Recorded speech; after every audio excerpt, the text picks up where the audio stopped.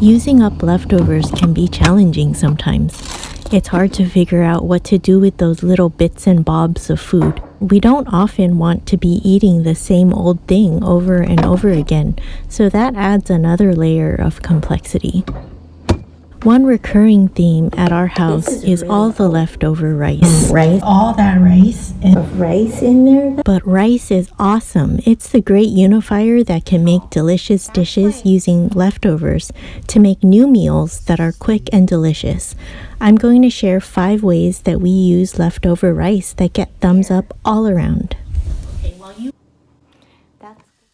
First up is omu rice, or omelet rice. It's my son's obsession. It's sweet and salty and loaded with flavor. It also looks really fancy, but it's really quite simple to make with pantry staples. First, we start with cold leftover rice. This is about 1.5 cups of rice. We had some leftover sausage from a stir fry the other night, and my son picked out the meat from those leftovers. Even though this was an Italian flavored sausage, my son said he couldn't taste anything Italian about this. For the rice, I tend to use 1 egg per cup of rice. So here I'm using 2 eggs for the rice, and for the omelet, I use 2 eggs per person. I dice up a carrot finely. Normally I'd also use onion, but we were out, so I just skipped it. My son had the entire week off from school for President's Day, so we did a lot of cooking together. We started with a hot pan and added 1 tablespoon of tasteless oil, then added in our carrots so that they could caramelize and cook. We then added the protein, which you could skip to make this a vegetarian dish. Then we added in 2 of the eggs and scrambled them. Once they were cooked, we removed them from the pan. Next, we added in a small amount of oil and added in the leftover rice. I also added a small amount of water because my son has braces and I didn't want the rice to be too hard. We just needed to heat the rice through. Placing a lid on the pan accomplishes that.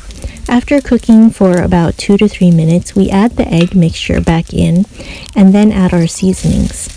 We used 1 tablespoon of light soy sauce, 1 tablespoon tomato paste. Just eyeballs it. Nice. 1 teaspoon of the sugar of your choice. We used brown sugar. A half teaspoon of rice vinegar. If you don't have that, you can substitute apple cider vinegar. And 1 teaspoon of toasted sesame oil. Always add this last. Mix thoroughly and adjust seasonings until you get the thumbs up. Remove it from the heat. And here we are using a large skillet that we brought up to temperature. For the eggs, I added 2 tablespoons of milk and beat them well. Once the pan is up to temperature, we added 1 tablespoon of butter and made sure that the butter got all around the sides of the pan.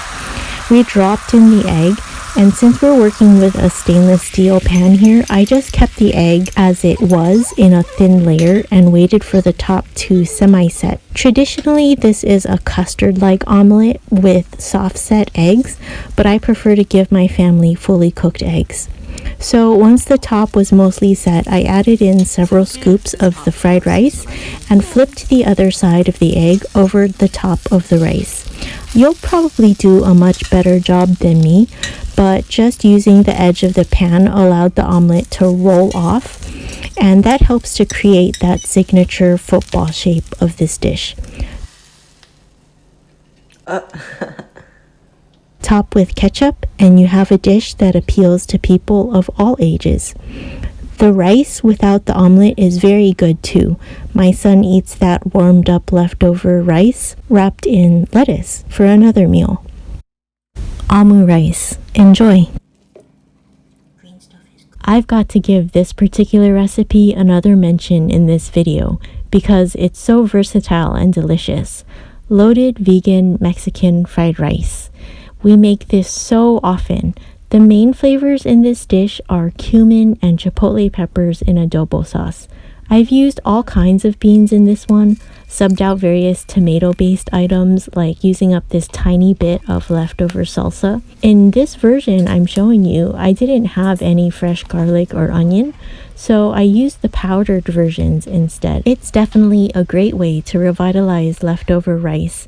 If you have leftover baked potatoes or boiled potatoes, throw those in as well. They make a great addition to this dish to stretch your ingredients even further.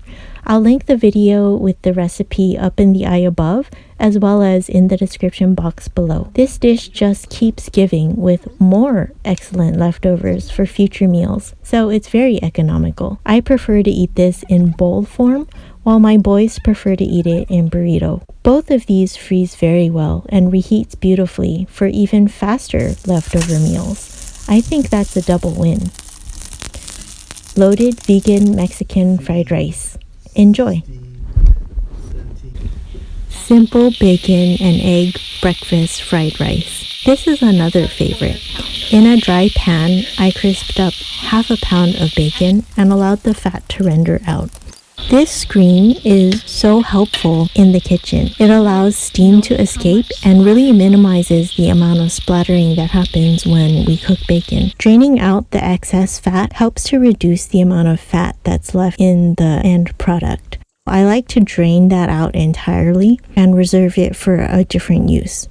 Generally, when I'm cooking fried rice, I try to do 1.5 eggs per cup of rice. Here we're using 4 cups of leftover rice, so I'm using 6 eggs. We scrambled the meat and egg together and then remove it once it's cooked. Add in the rice and a couple teaspoons of the bacon fat along with some water. This water is totally optional. I only do this to prevent the hard pieces of rice for my son. You'll notice I'm using a traditional skillet here. I'm not using a wok. We don't actually own one. We used to own one, but it wasn't worth the storage for me. Even with a gas stove, I could never get it to a high enough temperature to reap the benefits of using the wok over a skillet or a pot. In trying to keep the oil content lower on this dish and keeping the grains soft for my son, it may not look like this is traditional fried rice like you would get at a restaurant, but it is tasty made this way, and I think it's a little healthier too. This is the most basic of fried rices. I grew up eating this kind of food, but instead of bacon, we used frozen vegetables and made a vegetable egg fried rice. My boys prefer to mix in frozen peas straight from the freezer to cool the rice to an eating temperature. As long as they're eating vegetables, I'm good with that. In a past video, I said I have not 1, but 2 slow cookers. Well, I definitely lied because I forgot to count this one. I actually have 3. Rice porridge or congee is my favorite food ever, and I eat it whenever I can. It's super filling and tasty and frugal. You can use any grain here. Most of the time I use oatmeal, but traditionally this is made with rice. This video is not sponsored at all, but I do love this personal lunch warmer from the Crock-Pot brand. You can see that I actually bought it from the thrift store and I paid $2.50 because it was their half off day. It's a personal crock pot that plugs in and is perfect for single servings wherever you go that has an outlet. This is one thing that I will absolutely buy again if it breaks. This little device is perfect for me because it allows me to have my own meals whenever my family is eating meals that just aren't adaptable to my vegetarian diet.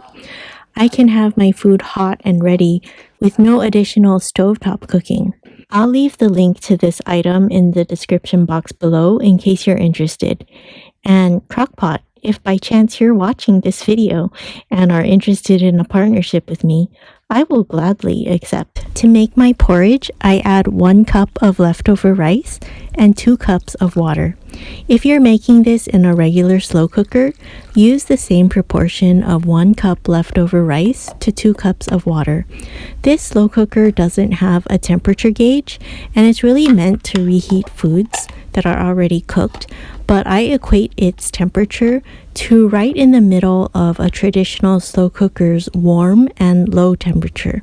I found that this does get hot enough to transform the leftover rice to congee. After 2 to 3 hours, the porridge is ready. You can see that all the water is soaked up and the grains are nice and puffy. It's also the perfect temperature to eat as well. The rice porridge is a perfect plain backdrop to highly flavorful foods like slow cooker caramelized onion, which I'll have a video for up in the eye above as well as in the description box below.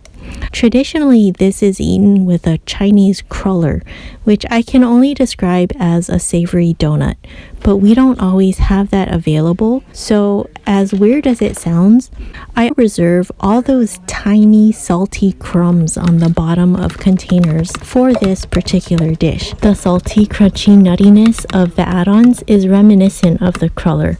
It's also a great way to use those tiny bits of food that often go to waste. I also like to add some green onions to add a bright flavor, and a drizzling of toasted sesame oil over the top really makes this dish top-notch. I usually eat something like this at least once a day, usually for breakfast or lunch. Rice porridge. Enjoy! And lastly, we're making rice patties. My son enjoys these for school lunches and breakfasts. He calls them hash browns, but made with rice, which I think is a really accurate indication of what these taste like. For each cup of rice, I add 1 egg, 1 tablespoon of cornstarch, or you can use the flour of your choice, a 1/4 cup of cheese, salt and pepper to taste. I also add 1 tablespoon of water to try to soften up the rice. Mix it all up until it's well combined, then drop into a hot, buttered, heavy-bottomed skillet. You can make small bite-sized patties, but for me it's easier to make these larger ones that consist of 1/2 cup of rice. It's important to make sure that a bottom forms a nice crust before attempting to flip these. I cook it slightly covered on a medium-low heat for about 5 minutes, just until the top changes from a bright yellow to a more muted yellow. This tells me that the egg is getting cooked. Once it's ready, give it a flip and cook it on the other side for another 2 to 3 minutes. Eaten hot or cold, these are delicious. What's great about these is they're so customizable.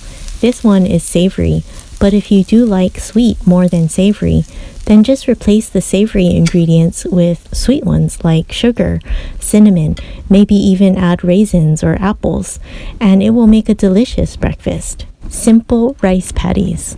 Enjoy! Well, I hope this video gives you some ideas on how to use leftover rice. My intent is more to share the idea of how to use the rice and how to flavor it, but definitely adjust these to your taste and dietary preferences. Except, of course, if you're keto. I don't know any way to make rice keto friendly. And if I did, I'd probably share with you and then quit my job.